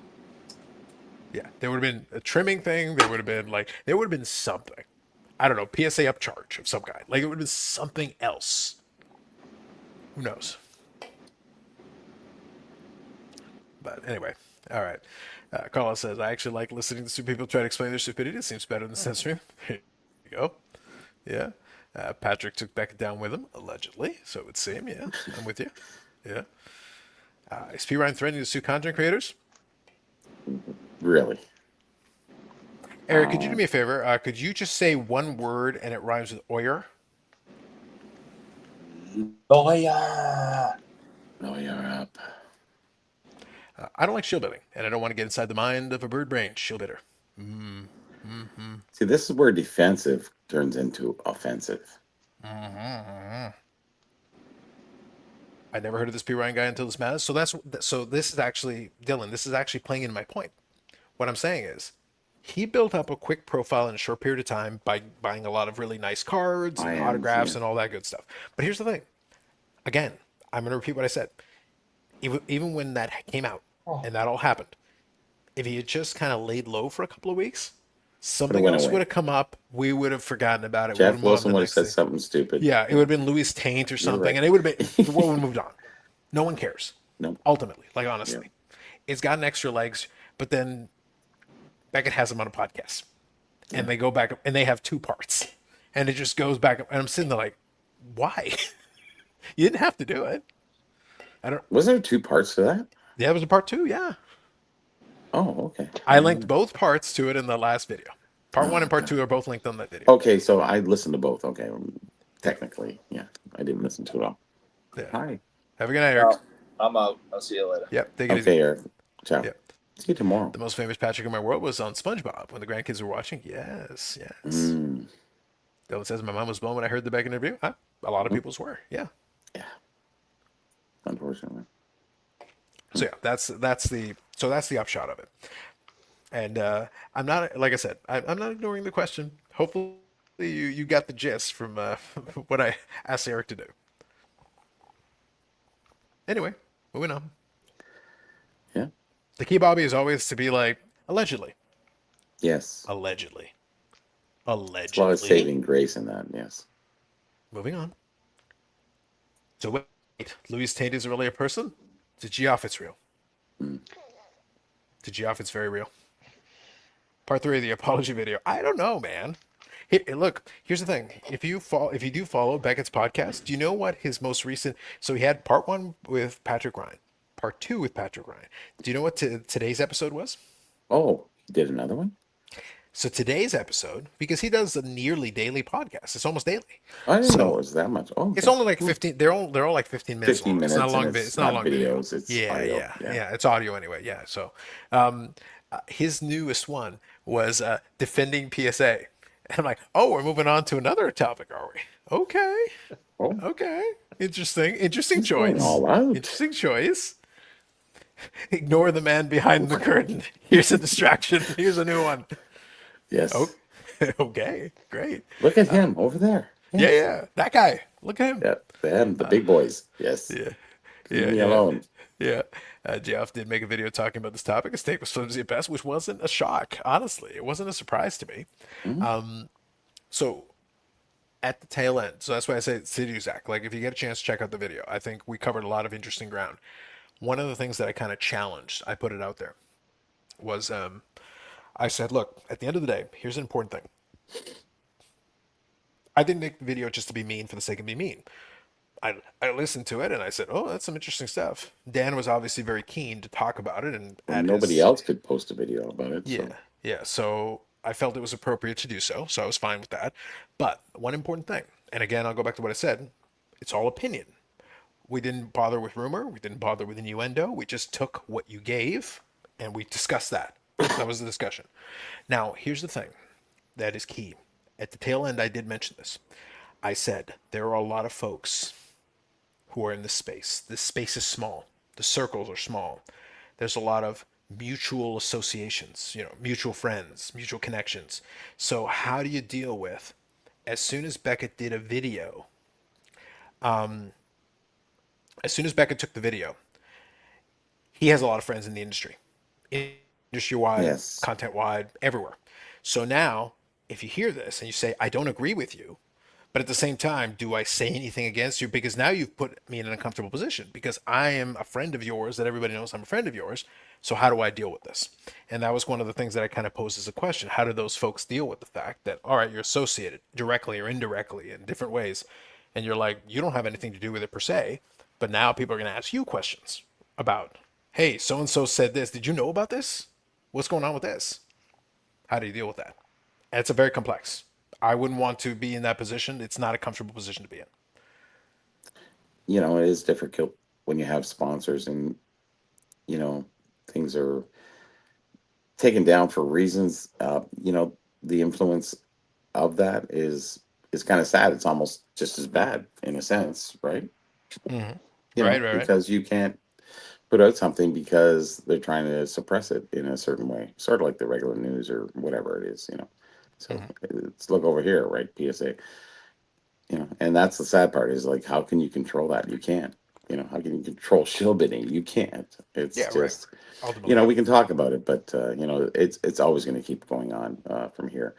The only way really to stop that is, and giving credit to Jeremy for putting out, maybe there'll be some structure around auction houses for that reason.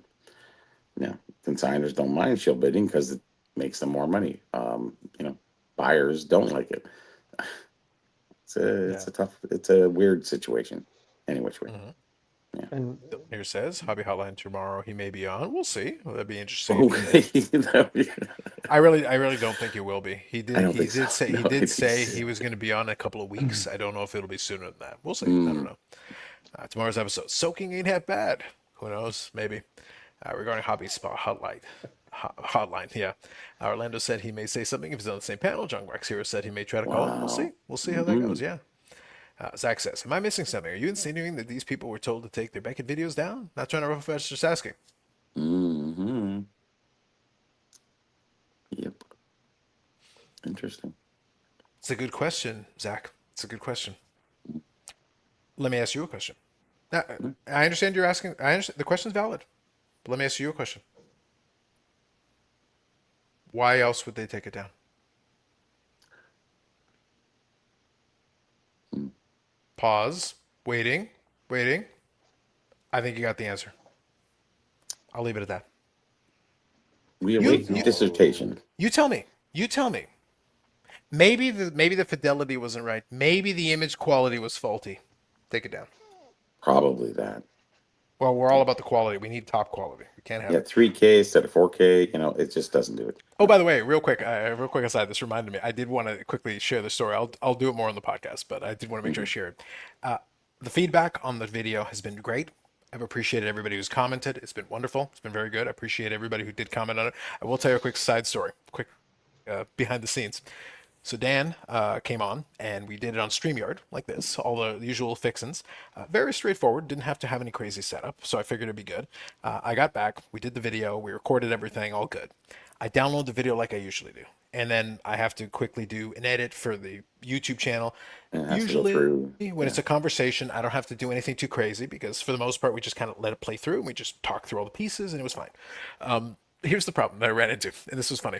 So I finished talking with Dan. We talked for a couple of minutes. He clicks off. I downloaded. Cool. And then I go into the rest of the video, and about 40 minutes in, suddenly the audio goes full Mr. Roboto. No way. It's pure static. And I'm getting static from me, static from Dan, and static from the playback.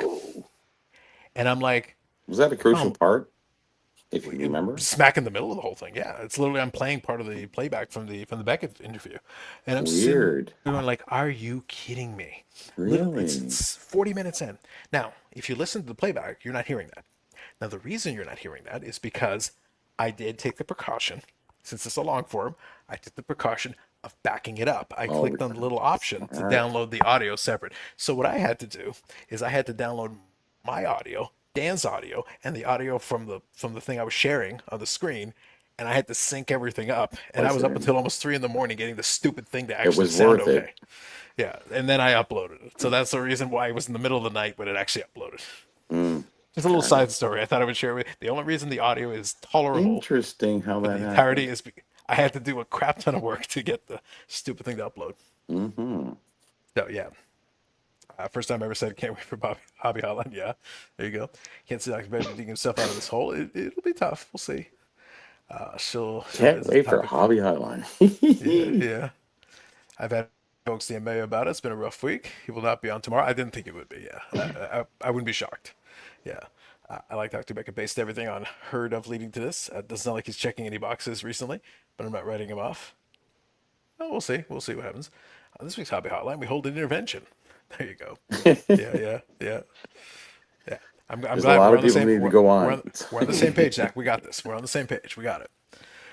I haven't watched the video with Dan yet, but I got to get to it before you take it down.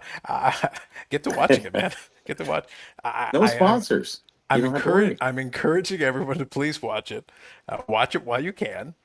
Again, but just being serious. I have not heard from anyone. As far as I'm concerned, it's business. I've told everybody it's business as usual until I have a reason to change business as usual. Right now, it's business as Mm-hmm. usual. We're doing this tonight. The video's there, but go watch it if you haven't already. Get the information and go listen. By the way, go listen to primary sources. I linked you to part 1 and part 2 of the interview. So if you want all the information, like if you want it without the commentary, I gave you the links to part 1 and part 2 of the interview. So you can listen to it yourself and come to your own interpretation. You don't have to listen to us. Listen to it yourself and come to your own interpretation. No problem. I provided the links for that reason. I wanted to make sure you had them. I'm giving you that info so that you're not just relying on us. We'll give you our opinion. They won't But that's take it. down those videos, will they? No. As so far, no, so far they're all there. So Okay. I don't know, but for the moment, like as we speak at this time, they're all there. So if you want to get the primary source before you hear our interpretation of said primary source, links there. You can check it out for yourself. Now, does he have comment sections on his his? On the podcast? Yeah. Yes. Oh yes. Oh, there Ooh. must be some good ones. Go Yes. if you want to have some fun, go take a look at the comment section on they're it's good. It's good. It's We real got good. the expo, the entertainment galore. On yes, this is Mm-hmm. a good weekend. Yeah, for sure. Frank says you can tell Dan was really upset. He really was. Like that's not a joke. Realistically, he might have gone a little bit more if we hadn't kind of like had a conversation and said, "Hey, let's chat about this." Because at the end of the day, the goal is not to. It wasn't to explode on it. And I joked about it on the live previous to that. My goal isn't to bring down the Beckett Empire. I don't care. That's not really my concern. But I listened to it and I'm like, guys, like, you know, what are you admitting to? What are we discussing right now? This is your video, not mine. Yeah. I didn't. What I said to Dan, I said as a joke, but it's true. My question was, I was like, I didn't have to do any investigative reporting to find this. These are not secret tapes that I found somewhere. These are, these we didn't wiretap anybody. This is yours. You published this. You provided it for us. Thank you. I'm just commenting on what you provided. That's it. That's it. And that's true too, it is just observation. Yeah, we can offer an opinion. And by the way, somebody could tell us we're wrong. So, like I'm okay with it having a discussion, but it's a discussion. Let's have if you want to have a discussion, let's have a discussion. But right now, honestly, it's pretty one-sidedly. Most people are like, I heard the same thing you did. What I heard from that conversation, I'm interpreting it the same way as you. That's what a lot of folks have been. A lot of the feedback I've gotten, most people seem to be like, I'm interpreting it the same way as you. Mm-hmm. So take that for what it is. Yeah, we the idiots of the hobby. Yeah. Trouble with staying up this late is that I can't decide what to snack on before I go to sleep. It's a tough time. I think the shrimp was mentioned earlier. Ooh, Butterfly? yes. Well, I have pretzels Uber nearby. Eats. I have pretzels nearby, so I'm good. Pretzels are good. Yeah. I got roll gold. Bam. Oh. We're good to go. Yes. Boozle that comment made me laugh. That's right. Been watching the sun go down when eating lunch after time change. There you go. Jim told that story about the shill bidding a few other times on his show over the years. It's probably true. Wouldn't surprise me. I laugh through my tears as I overpay on these auctions. Yes, yes. It just hits differently this time. Yeah. So, like I said, look, I have had people reach out to me, and they have provided me links to previous Beckett podcasts where he talked about shill bidding. Oh, he's been clipped. Okay. So they've sent me the different ones. Like I haven't had the time yet, but I can sit there and go listen to them. I'm sure there's some The gems. Warriors are out. I'm sure there's some gems in there. But again, all I'm doing is again, I want to make sure we're all on the same page. I'm just taking what you're providing. Nothing more. I just want you to listen. Listen to what you're describing to me and nothing more. I don't want to add anything. I don't want to make up anything. I just want to hear what you're saying and I'll interpret it. And here it is, guys. This is it. We showed our work. You know, it's good because it has golden names, right? Just grab some Church chicken lays. Look at you. There you Jerk go. chicken lays, really? Ooh. Apparently, I didn't know that was a thing. Okay, that's fair. Yeah, your description would make a great commercial for anti-shill. Yes, probably. Probably, yeah. Do you have a full glossary of the types of shill bidding? Listen, it's expanding daily. I didn't It know is. defensive shill bidding was a thing until like a couple of days ago.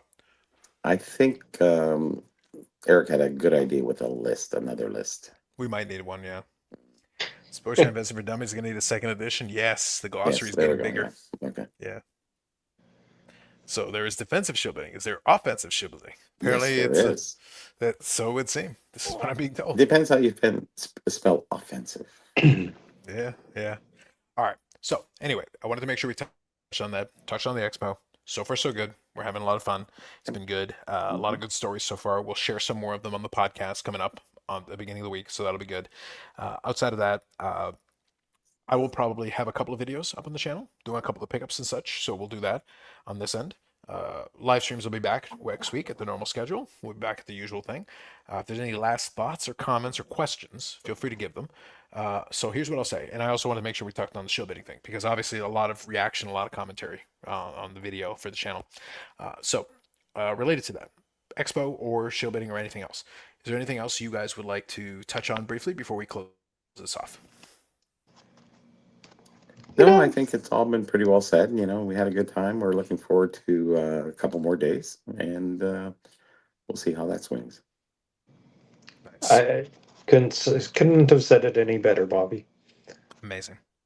I had a busy day. I did have an interview for the Opeachy documentary. That was kind of sporadic. He said, "Oh, you're Bobby, right? Yeah, let's do this now." Okay, fine.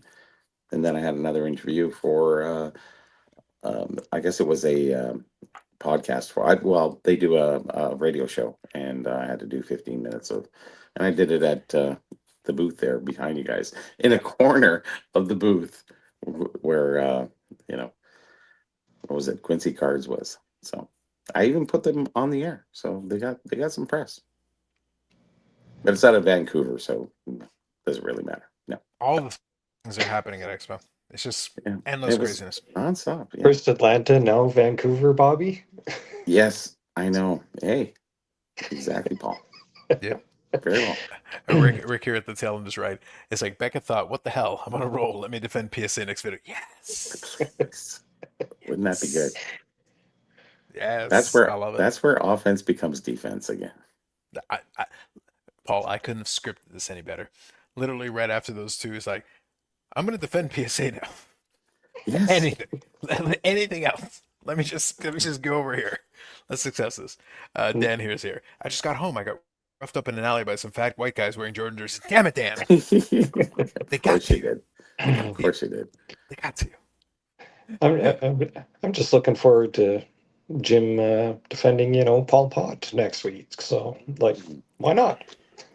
Yeah. So real quick, Dan, before since you literally just showed up, I already showed it earlier tonight, but I think you'll appreciate this, Dan. At the show, one of the guys listened to the episode that we did, and I want to make sure I share it with you. Like I said, I shared it with everybody else. I'll quickly share it. So they messaged me and they said, I heard it. I got something for you. I think you'll appreciate it. I think it's thematically appropriate. I think you'll enjoy this one. That is the first issue of Beckett Hockey Magazine with the autograph Old Doctor. Jimbo Beckett himself. Hashtag Grail. Mhm. Ultimate Grail. It's getting Super graded Grail. tomorrow. The grailiest Grail there is. Hmm. It's all about the Grails. Yeah. Have a good night. Thanks for doing this. Absolutely, Zach. Thank you. Baboozle. Baboozle, great comments as always. Appreciate you. Dylan, great show tonight. If we could catch one live again, appreciate you. Good stuff. Even Doggy had commented today at the expo. It's the YouTube on one of those panels. Ooh, fancy. The floating head spoke about it on the expo. Ooh. Wow. Paul, ooh. Ooh. I know, right?